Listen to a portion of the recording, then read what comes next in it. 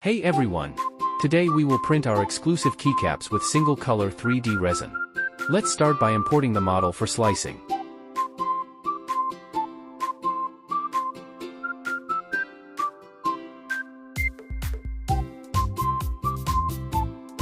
When printing, you need to choose a resin that is easy to color, like hard resin, elastic resin, clear resin, are all very good choices. Next we just need to wait for the surprise. Look, here's the final printout. Let's use acrylic paints to color him. After coloring, it is recommended to spray protective lacquer for better preservation.